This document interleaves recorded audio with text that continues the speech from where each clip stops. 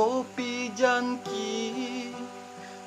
Indomie có chút miệng chú hay chói ly dìm ni nhìn con Indomie Kopi Janki bởi xịt phai xin thi hay cháu ngày con mô tối thằng mô kiang xì nhìn quỳ Kopi buồn nhìn xịt tiểu chín xin cây mũ xếp dàn kỳ buồn nhìn bộ buông stress hay in Indomie buồn nhìn phòng phiền thâm lan xì tình gà hiểm suy kia hậu sự cha tù kỳ hay con chen ngoài kết nhìn con mà ni bè rát hạ nhìn con mi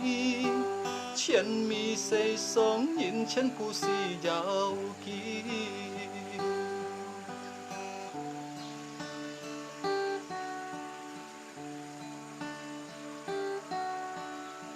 ngã hồ pen diu tu hệ dịch bao dân kỳ ngã cây hồ bi tu hệ bu cô bi ngã cây pha forit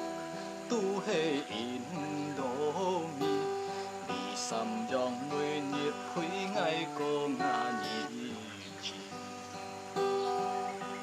cô bi ba kỳ ngay xịt đeo chín xin cài một chú sét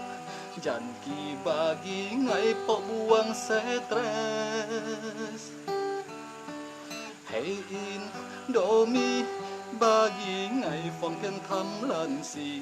tình gà hiểm suy kia hậu sự cha tù kỳ chít cả nhìn sen chơi xây song à li钱铺也是高基，朋友莫讲莫是坏身体，